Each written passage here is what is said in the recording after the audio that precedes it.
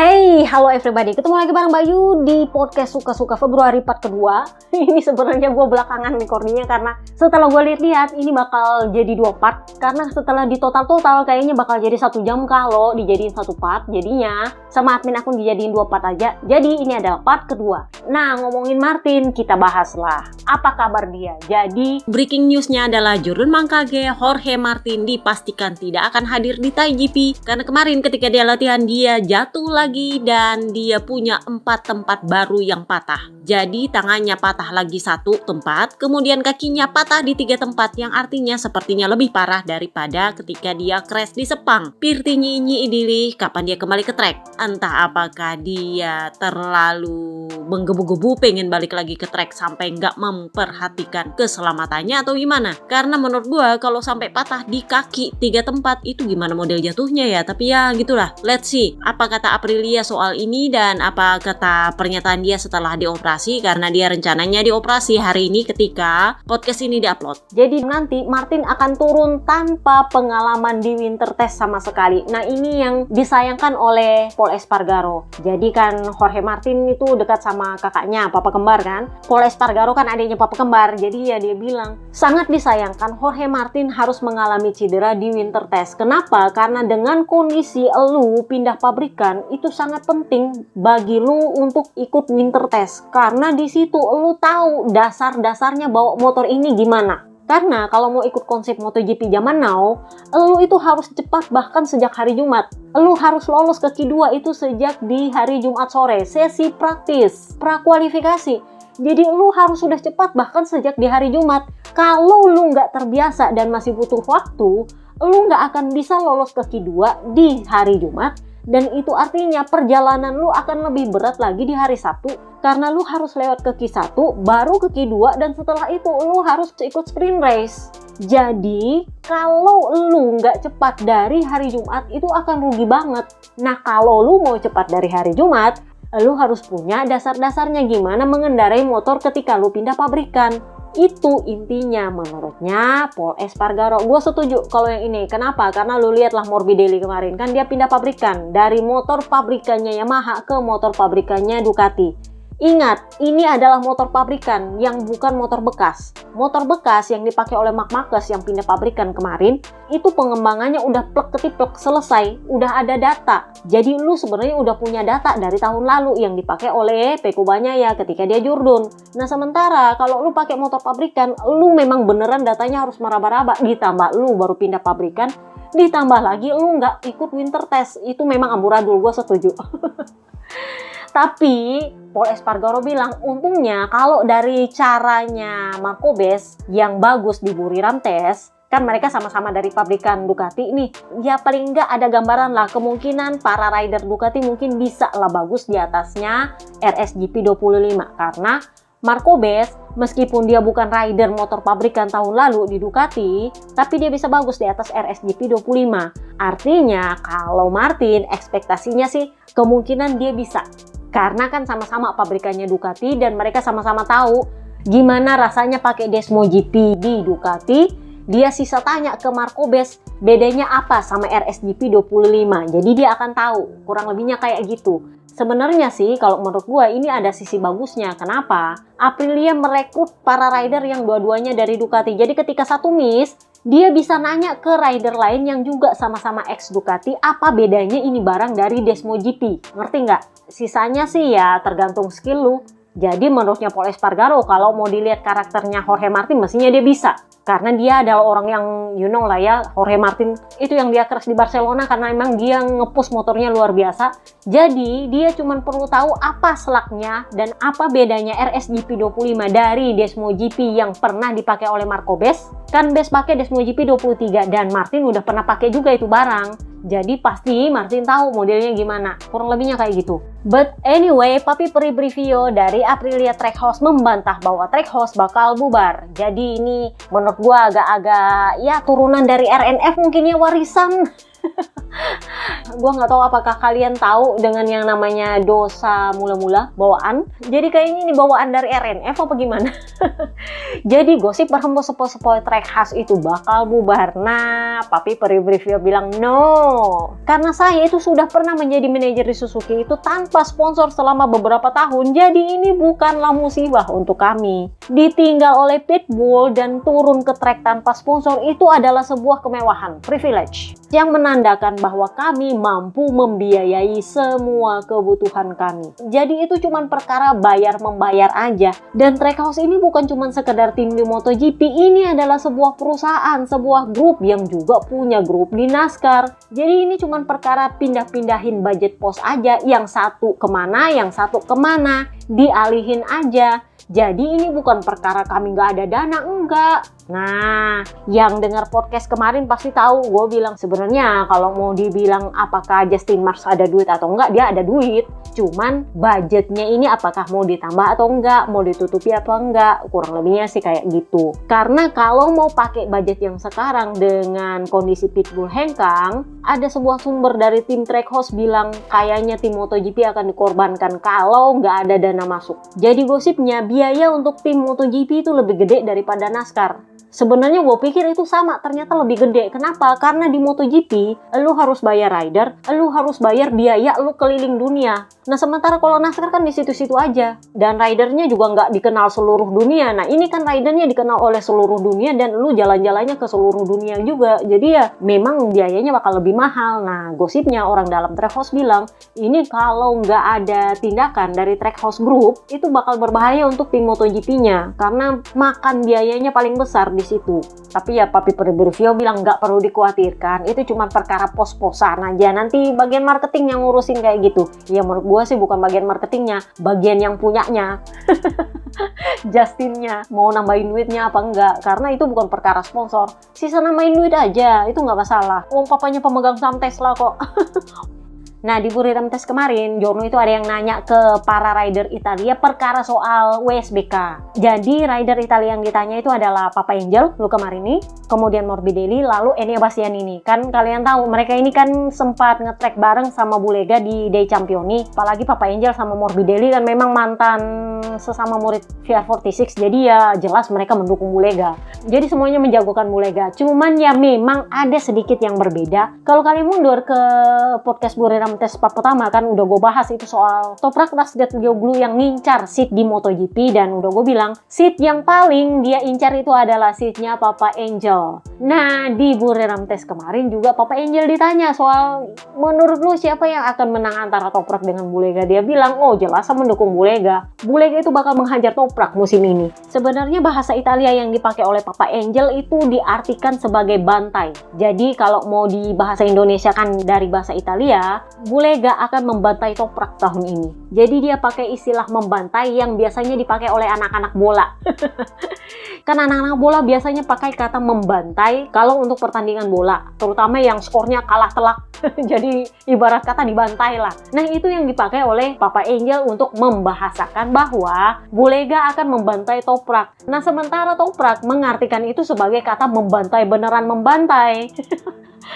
Sebenarnya nggak ada yang peduli dengan wawancara ini. Gue pun sempat baca dan gue anggap itu nggak penting. Sampai kemarin Toprak tantrum. Jadi Papa Angel itu bilang, musim ini Bulega itu akan membantai Toprak karena musim lalu kan dia masih rookie. Nah, sementara Toprak itu udah kayak pakai roket di lintasan lurus. Nah, tahun ini dia sudah banyak belajar dan pasti dia sudah tahu gimana celaknya untuk mengalahkan Toprak. Jadi dia pasti akan membantai Toprak. Menurut gue ini menunjukkan betapa fanatiknya Papa Angel mendukung Bulega, karena mereka memang mantan teammate ketika di Moto2. Masih ingat? Kalau kalian tahu ini berarti kalian udah lama jadi fans MotoGP. Jadi mereka ini dulu mantan teammate sebelum Papa Angel pindah ke MotoGP. Jadi wajar dia mendukung Bulega, terutama karena Bulega juga adalah mantan anak VR46 Academy. Morbidelli ya jelas juga mendukung Bulega. Cuman you know lah, dia ini kan rider cool, jadi bahasanya juga cool. Jadi dia memanggil Bulega itu Bubi. Jadi menurut saya Bubi ini adalah rider yang hebat. Dan tahun lalu meskipun Toprak juga adalah rider yang hebat, Bubi sanggup menantang Toprak. Nah tahun ini menurut saya akan sangat menarik melihat mereka karena Bulega sudah punya pengalaman untuk belajar, oh seperti ini nih caranya untuk mengalahkan Toprak. Jadi menurut saya itu akan menarik tahun ini untuk menyaksikan apa yang akan terjadi. Enea ikut nimbrung. Enea bilang, iya menurut saya Toprak memang adalah rider hebat, tetapi Bulega juga pasti sudah banyak belajar dan sudah tahu akan seperti apa untuk mengendarai motornya setelah dia menjalani masa rukinya tahun lalu. Jadi menurut saya Bulega akan menjadi penantang yang hebat untuk Toprak tahun ini. Jadi di antara ketiga rider ini yang memang paling fanatik adalah Papa Angel. Nah kebetulan Toprak memang ngincar dia punya seat di MotoGP. Jadi tantrum lah Toprak kemarin. Kan ini seri Australia nih, Phillip Island. Faktanya di race kedua Toprak akhirnya retired. Karena gua nonton tadi. Jadi si Toprak itu bilang, dari ketiga rider ini semuanya sopan-sopan kecuali Luca Marini. Sebenarnya menurut saya agak aneh kenapa dia mengeluarkan bahasa seperti itu, bahasa membantai. Karena menurut saya lebih baik dia ngurus urusan dia daripada mengurus soal siapa yang akan membantai siapa. Jadi ya menurut gua entah Jornonya yang salah mengartikan makna apa katanya Papa Angel, atau memang Papa Angel mengatakan memang sebenar-benarnya soal membantai, atau ya menurut gua ini perkara soal ala-alanya sepak bola. Membantai itu adalah mengalahkan dengan skor telak. Karena mereka adalah orang Italia yang terbiasa dengan bahasa sepak bola. Anak-anak bola Indonesia juga kan kayak gitu. Bantai-membantai. Jadi ya kalau bahasa yang seperti itu dalam sebuah pertandingan bola itu biasa. Cuman ya mungkin karena orang Turki agak beda pemahamannya, jadinya tersinggung banget. Jadi ya kalau gue bilang di podcast kapan gue bilang itu agak susah untuk masuk di VR46, udah bisa dipastikan dia nggak bakal masuk ke tim VR46 Ducati. Kenapa? Satu, dia ribut sama Papa Angel. Kedua, dia ribut sama anak Akademi VR46. Ketiga, dia ribut sama adiknya pula yang punya tim. Jadi, jelas akan susah dia masuk ke VR46. Tetapi yang cukup menjadi poin adalah dia bilang, sebaiknya Luca Marini memikirkan soal karirnya daripada ngurusin gua. Apakah ini sebuah ancaman bahwa dia ingin merebut seatnya Luca Marini tahun depan? Kita lihat, karena Papi Peripuik itu kemarin ngomong soal motor. Jadi dia bilang gini, para rider itu di Buriram semuanya minta motor baru. Ya memang waktu itu Johan Zarco sempat diwawancarai. Jadi dia bilang saking banyaknya part itu saya nggak tahu yang mana yang bagus yang mana enggak. Mending kalau kalian mau tanya yang mana yang bagus yang mana enggak itu part, kalian tanya sama teknisi gue. Karena mereka lebih tahu cara jawabnya daripada gue. Gue tuh yang penting gue pakai feelingnya seperti apa, bagaimana. Tapi apa yang dipakai di situ itu urusannya teknisi. Gue cuma tahu pakai. Nah ini agak-agak kayak Pedro Acosta tahun lalu. Masih ingat Pedro Acosta? Pokoknya gue pakai aja lah. Sisanya urusannya teknisi. Nah kayak gitu Johan Zarco bilang, saya tidak tahu dan tidak mau tahu. Kenapa? Karena kalau saya mencari tahu itu partnya yang mana, gimana modelnya, biasanya saya malah tersesat, aka bingung, nggak tahu mau milih yang mana. Karena ini adalah keluhan dia ketika di Sepang, yang mana yang bagus dia sendiri bingung karena banyak sekali. Jadi dia bilang di Buriram ini taruh aja di situ, nanti teknisi yang ambil datanya, yang mana yang bagus ya tanya teknisi. Berdasarkan data ada, modelnya yang gimana setupnya, ya gue cuma ngurus gimana feelingnya, gimana pakainya. Intinya adalah mesin ini memang lebih bagus, tapi ini kurang kalau kita mau bertanding di top 10. Luca Marini sendiri juga bilang ya ini mesin udah bagus, tetapi masih kurang kalau kita mau punya ekspektasi lebih tinggi. Nah, Papi Peripuik lah ngomong. Jadi dia bilang, kami tidak tahu apakah kami akan membawa mesin baru di Thai GP nanti di Buriram, tetapi yang jelas kami akan terus berusaha untuk membuat mesin yang memenuhi kebutuhan para rider. Fakta bahwa Joan Mir yang selama ini tidak pernah cocok dengan motor kami karena dia selalu punya kesulitan antara gas dan rem, ujungnya crash, sekarang sudah mulai bisa mengendalikan motornya dan dia sudah tahu caranya berakselerasi. Dia tahu caranya cepat. Sementara selama ini dia itu agak berbanding terbalik dengan rider lainnya. Kan udah gue bilang, Luca Marini sama Johan Sarko itu kalau ketemu, itu pas biasanya mereka punya feedback soal part motor. Jadi kalau disetujui oleh Luca Marini, biasanya bagus dipakai oleh Johan Sarko. Karena Johan Sarko nggak peduli itu dipakai part apa. Tapi part yang disetujui oleh Luca Marini biasanya bagus pas dia pakai. Jadi lebih cocok. Tetapi di Papa Johan, katanya Papi Perbuik, itu nggak cocok. Jadi itulah yang berusaha diakomodasi oleh Honda di tahun ini. Dan pada akhirnya ya ada titik terang lah sedikit. Dia sedikit sumringah di hari terakhir Buriram Test, meskipun ya di hari pertama Buriram Test masih ngedumel juga, tapi di hari terakhir Buriram Test dia udah seneng-seneng. Jadi menurutnya Papi Perpuik ini adalah ya cahaya di ujung terowongan gelap, tetapi untuk mengharapkan hasil yang luar biasa signifikan ya kami juga masih ke arah sana. Bergabungnya Papi Albesiano itu bukan berarti kami mau memaksakan sebuah lompatan yang besar, enggak. Paling tidak kami punya satu langkah dan langkah itu lebih besar dari langkah sebelumnya. Itu yang kami maksudkan. Kami tidak perlu melompat, tetapi kami mau punya ada langkah besar yang lebih dari langkah sebelumnya. Jadi kita lihat nanti di GP Buriram apakah mereka bawa mesin baru atau masih mesin lama. Tapi ya menurut gue lumayan lah kalau mesin lama. Mestinya Papa Johan lumayan bagus. Mestinya. Nah, yang menjadi PR adalah Yamaha. Yamaha, kalau kalian mundur lagi ke part pertama Buriram Test, kan udah gue bilang itu anti klimaksnya Sepang Test. Di Sepang Test, itu Papi Tardosi sampai bilang, wah ini kayaknya akan menjadi lawan gelar nih untuk Ducati. Sampai di Buriram Test blang-blang. Bahkan di bawahnya Honda. Jadi, gosipnya Snektaro itu mencak-mencak. Nah, gara-gara itu, kemarin Kaisar Honda United, Dovizioso menguji lagi di Sepang dengan motor V4. V4 akhirnya ngetrek juga di Sepang setelah akhir tahun lalu sempat diuji coba di tes private Jerez. Sebenarnya ekspektasinya para Jorno, mesin V4 ini bakal nongol di Sepang Test. Ekspektasinya, tapi ternyata nggak nongol. Nongolnya baru minggu lalu setelah Buriram Test. Gosipnya itu gara-gara Snektaro ngedumel nggak bisa bagus di Buriram. Kan udah gue bilang, di Buriram kemarin kayaknya mesin inline harus bertekuk lutut melawan para V4. Jadinya dia minta V4. Jadi nongol lah Kaisar Honda United di Sepang dengan mesin V4.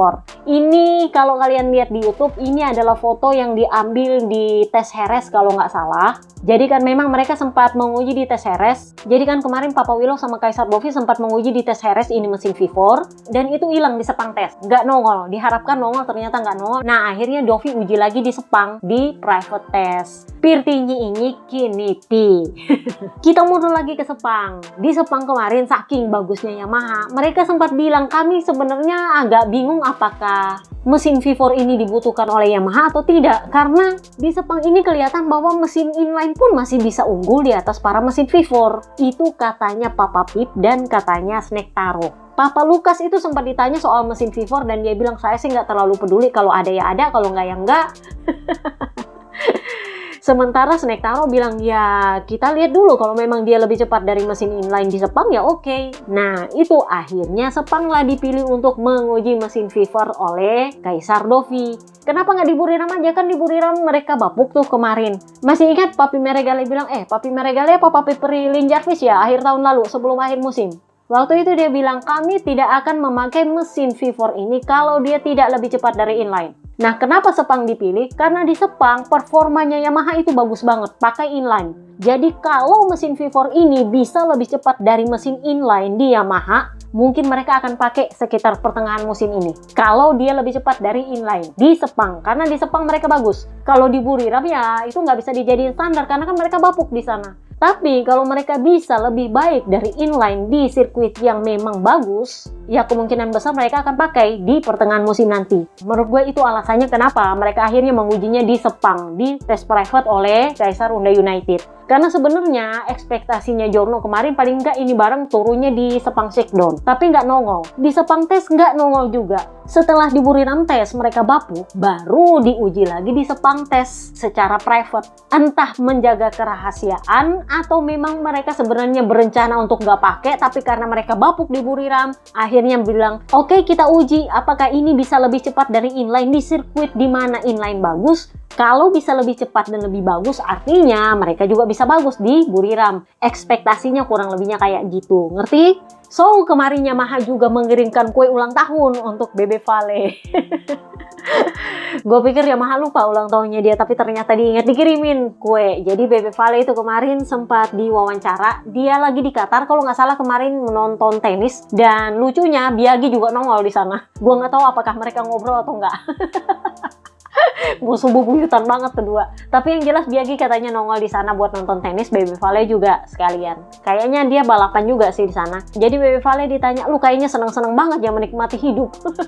Jadi dia bilang, oh ya, saya mensyukur hidup saya utuh, nggak ada yang patah, nggak ada yang kurang. Saya sehat, saya senang-senang dan saya bahagia. Saya punya keluarga, what else? Ini adalah hal yang harus saya syukuri karena saya bisa dibilang beruntung, bisa menikmati hidup saya sesempurna ini. Jadi ditanyalah dia perkara soal pensiun. Jadi dia bilang gini, sejujurnya saya pensiun itu bukan tanpa alasan. Jadi masih ingat keputusan pensiun dia itu yang sempat orang berpikir apakah memang benar-benar nggak bisa dilanjutin? Ternyata dia punya alasannya sendiri. Jadi dia bilang, keputusan pensiun saya itu berawal dari crash di tahun 2020. Masih ingat ketika motornya Franco Morbidelli terbang di Austria, Red Bull Ring? Masih ingat? Yang Bebe Vale miss kepalanya. Itu adalah crash yang paling mengerikan menurut gua karena itu motor luar biasa terbangnya. Jadi ternyata itu adalah crash yang bikin Bebe Vale agak trauma. Jadi dia bilang, itu adalah crash yang bikin saya sadar bahwa saya tidak bisa begini terus. Ada beberapa hal yang saya tidak bisa kendalikan. Saya bisa mengendalikan crash saya bisa mengendalikan di mana saya jatuh, tetapi saya tidak bisa mengendalikan motor orang terbang dari sana. Jadi kalau kalian adalah fans baru, kalian nggak akan tahu itu crash semengerikan apa. Jadi Bebe Vale bilang itu adalah titik di mana gue bilang ada hal-hal yang gue nggak bisa kendalikan ketika balapan. Saya bisa mengendalikan di mana saya crash, saya bisa mengendalikan bagaimana saya di atas motor, saya bisa mengendalikan battle saya dengan rider lain, tapi saya tidak bisa mengendalikan kalau ada motor terbang. Jadi dia bilang itu adalah titik di mana saya pikir saya nggak bisa kayak gini terus. Karena saya pikir ada hal-hal yang saya tidak bisa kendalikan ketika balapan, dan menurut saya kalau itu dibiarkan terus, itu akan berbahaya bagi saya. Masih ingat RD waktu itu bahkan perlu 2 minggu baru memberikan penalti ke Johan Zarco. Itu saking kacaunya RD tahun itu. Kaisar Dovi itu sampai ngamuk-ngamuk, ngapain perlu nanya ke kita perlu dipenalti apa enggak? Itu memang perlu dipenalti lah. Masa perlu tanya rider dulu mau dipenalti apa enggak? Ya dipenalti lah kayak gitu. Motor udah terbang kayak gitu coba.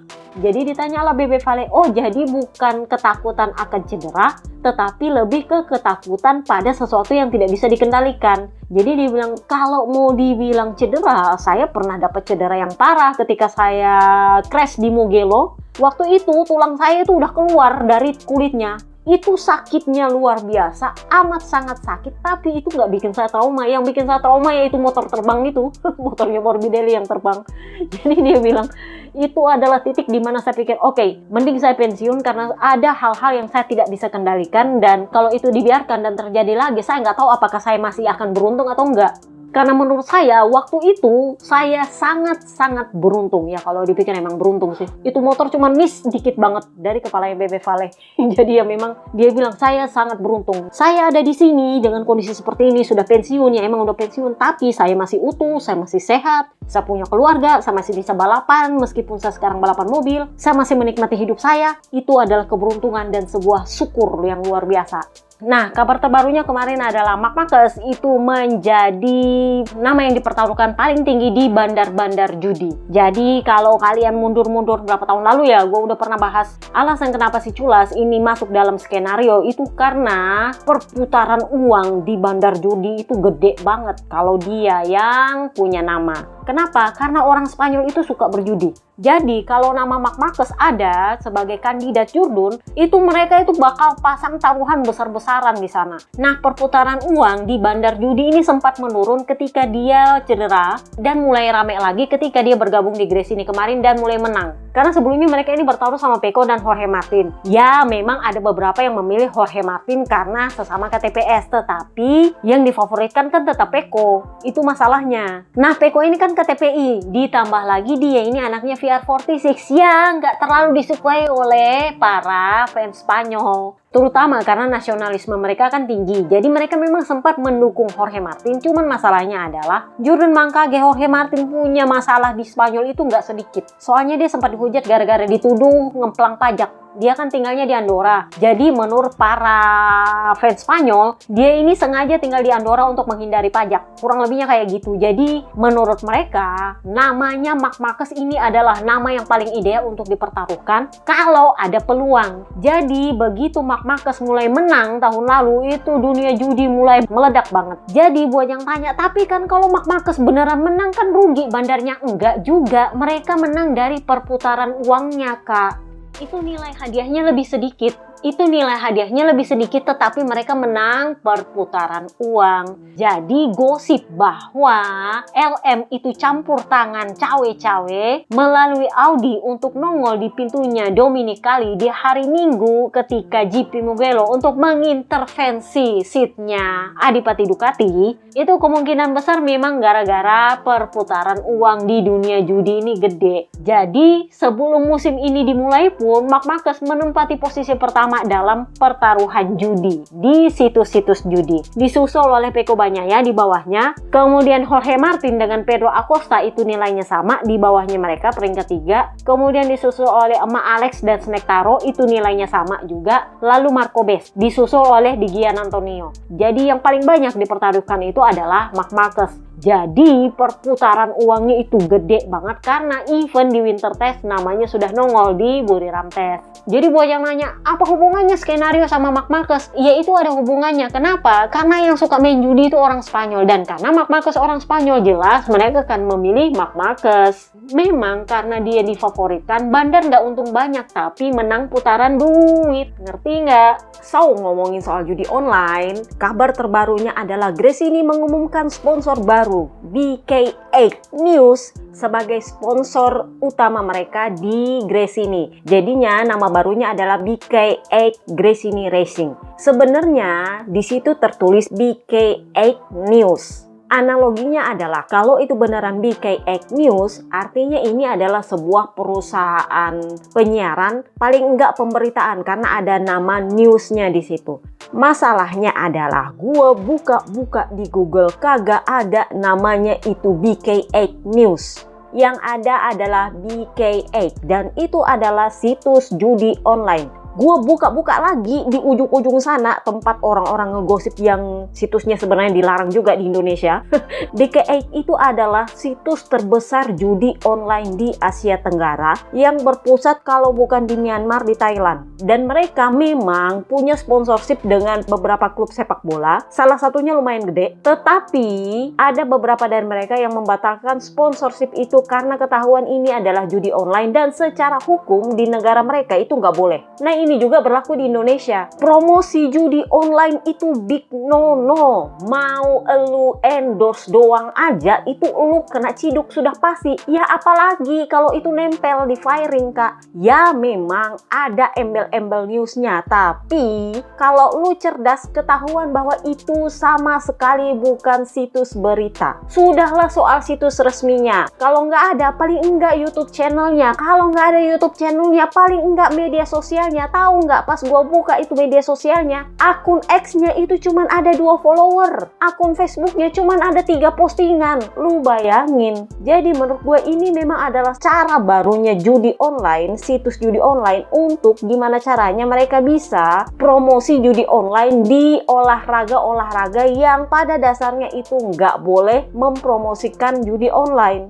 Jadi di situs pergosipan yang dilarang di Indonesia itu dibilang bahwa mereka ini memang ternyata bukan cuma punya banyak akal untuk mengelabui hukum mengenai perjudian, mereka juga ternyata terlibat kasus penggelapan uang plus jual beli manusia, aka human trafficking, karena mereka kabarnya di negaranya sana itu terlibat dalam perekrutan pekerja imigran ilegal. Ini jadi mengingatkan gue sama kasus mantan DPRD di Jawa yang sekarang udah dipulangkan dari negara sana karena ternyata ditipu, ditawarkan pekerjaan, sudah bayar sana sini, ternyata sampai di sana dipekerjakan di situs judi online. Jadi mari kita lihat apakah Dorna bereaksi dengan ini dan apakah Indonesia, yang mana Grace ini salah satu sponsornya adalah perusahaan Indonesia, yang mana juga ada tuh Jorno yang merasa kenal dengan bosnya Grace ini. Gue mau lihat dia mau pembelaan apa soal BK8 ini menjadi sponsornya Grace ini. Karena kalau menurut gue ya, kalau penegak hukum Indonesia lumayan pintar, logo BK8 ini nggak boleh nongol di Indonesia kalau mereka balapan di Indonesia, karena itu jelas mempromosikan judi online. Termasuk juga sponsornya Aprilia yang nangkring di depan itu kan ada judi online juga tuh. Itu juga sebenarnya harus dihapus kalau mereka balapan di Indonesia. Tapi kita lihat setegas apa hukumnya Indonesia terhadap judi online ini dan ngeles apa Grace ini soal ini. Let's see, oke? So itu aja podcast kita kali ini. Gua nggak tahu ini ada berapa part. Nanti kalau misalnya dibagi dua ya dibagi dua sama admin akun. Oke? See you next time guys. Bye bye.